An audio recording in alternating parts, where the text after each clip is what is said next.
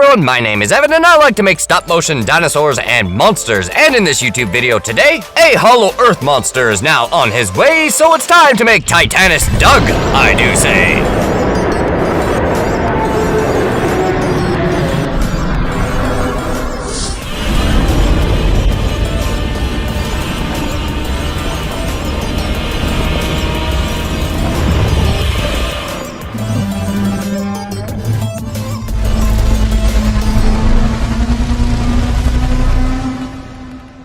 During part 1 of the MonsterVerse Doug project today, I'll be making the skeleton, you could say. And while I craft away at Titanus Doug Skeleton today, we'll be doing a deep dive, I say, on this Hollow Earth monster, you could say. Godzilla vs. Kong released in March 2021 and became a box office streaming hit during the COVID-19 pandemic. Hard to believe that was almost 3 years ago now. The film delivered its promise on a crazy, bombastic action-adventure, following Kong as he tries to take down Godzilla, with some truly epic movie monster fighting matches taking place on an aircraft carrier in the Tasman Sea at the end of the first act, as well as the futuristic neon glow in Hong Kong in its finale. However, the set piece people often like to mention when talking about what they liked about the film is the Hollow Earth. This sequence takes place in, well, a very obvious place, the center of the Earth, in a previously unexplored region, theorized and hinted at in Kong Skull Island and Godzilla, King of the Monsters. Here the mountains tower over the monsters, making them look small in comparison. The land curves over them and the rocks float around them, due to the gravity having a tendency to change and shift around here, depending on the altitude. We even uncover more information about Kong's ancestors, as we see their great cathedral, a place built by Kongs and their ancient human allies. So one would normally think that these would be the most memorable parts of the Hollow Earth that people remember the most, but nope. It's all about Titanus Doug! Team Doug! Titanus Doug is just one of many monsters you will find in the Hollow Earth, appearing for a measly 4 seconds in Godzilla vs. Kong. However, I think he gets a total screen time of 14 seconds in Godzilla x Kong, but yet has made an immense impact on the community and has immediately become a fan favorite. I mean, it comes as no surprise, how can you say no to that adorable little face? So it's time for a breakdown on this fan favorite kaiju known as Doug. Titanus Doug was found in, well, the present year, 2024. And note, that's not a mistake because Godzilla vs. Kong takes place in 2024, so be sure to keep your eyes peeled for a Doug near you. Anyways, Apex and Monarch agents alongside Kong set on an expedition into the Hollow Earth, where they are hoping to find a practically unlimited power source, capable of powering Mechagodzilla. On their mission, they utilize Heaves, otherwise known as a Hollow Earth aerial vehicle, which are capable of handling the immense pressure from the Earth's core. While they were flying around in these vehicles, they were able to survey the Hollow Earth's surface, where they came across a Titan feeding upon smaller rock critters, unbothered by Kong or the high-tech machinery flying up above. While Doug is dwarfed by Kong and Kong stands in at 335 feet tall in this movie, King Doug stands in at approximately 60 feet tall with a length of 240 feet and weighs approximately 20,000 tons. Honestly, a lot bigger than most people were kind of expecting. I mean, it comes as no real surprise, I suppose. King Doug is one hefty boy. And it should be mentioned that the sheer scale of the Hollow Earth even makes the largest of monsters look small. Titanus Doug is a quadrupedal reptile, meaning he walks on all fours. He has brown scaly skin with a decent amount of spikes and osteoderms, which probably serves as a fairly decent defense against certain predators such as hellhawks, which are large featherless owl bat-like creatures that inhabit the caves of the Hollow Earth. Definitely a very unique creature, but honestly kinda creepy looking. Anyway, with Doug having brown counter-shaded skin, he's able to blend into the environment quite well. So he's easily able to ambush creatures when they're at their most vulnerable state, making hunting easy for this apex predator. Doug's skull structure is stubby with jaws filled with razor-sharp teeth. With prey like the rock critters that have tough exoskeletons, Doug has developed an extremely strong bite force, capable of breaking the shell and bone with ease. Doug's eyes are also facing forward. This means he has binocular vision and extremely good eyesight. And despite their cute appearance, it is a formidable predator. Doug also has a long tail sporting some thegomizers, similar to what you would find on a Stegosaurus or evolved Godzilla, that can be used to ward off other titans or other smaller creatures that irritate it. And there are some people theorizing out there that this could be a subspecies of Titanus Godzilla, which is honestly not very far-fetched, considering all the features that these two share in common, such as binocular vision, crocodile-like skin, dorsal plates, and considering we now have a new evolved form of Godzilla, it also shares thegomizer traits as well. Although, as far as I know, nothing concrete has been officially confirmed, there's plenty of evidence to suggest that this is the case. As far as intelligence goes, Doug functions purely off instinct. Like most large reptiles, hunting, sleeping, mating, and eating being its primary functions. Honestly, just look at his face. There's not a single thought going on behind those eyes. Observing monitor lizards, you can witness many of the same mannerisms and hunting styles, so it's safe to say its IQ matches that of many of the reptiles that already exist in the animal kingdom. He doesn't play with his food like a cat or find a way to remove the shell off the rock critters.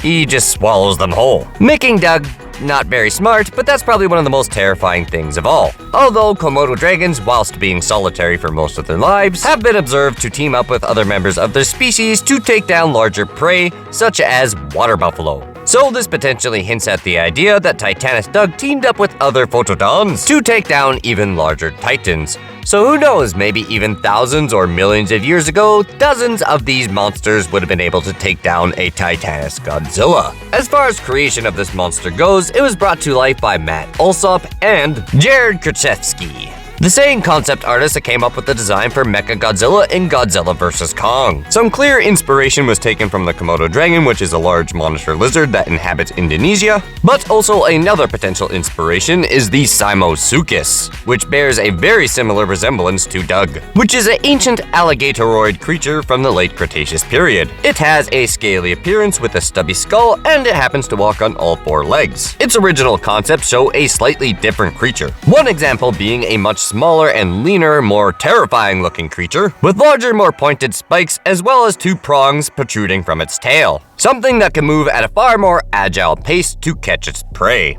With another piece of concept art, it takes on a much more armored appearance, closely resembling Anguirus, the well-loved classic monster. Which means in another universe, we could potentially see Monster vs. Godzilla team up with Titanus Doug to maybe take down Gigan someday, I do say. In the concept art for Godzilla vs. Kong, it seems like a Monarch or Apex military team was meant to encounter a Titanus Doug and engage in combat, in a action-packed scene that would have fit right alongside the Warbat sequence. But this was most likely cut for time in order to streamline the movie. While this would have been an awesome scene to see, I'm happy we can look at Doug as more of a chubby, loving titan, as opposed to just a terrifying murder machine. Much of Matt's concept for the Hollow Earth showcases a much more volcanic and misty and more terrifying environment, which means Doug could have been originally a cave dweller, living in the dark tunnels beneath the surface, instead of the forest-dwelling monster that we see in the final film. Now I should also briefly mention I do plan on making a Hollow Earth set at some point, so if you don't want to miss that, be sure to subscribe and smash that notification bell so you don't miss that video,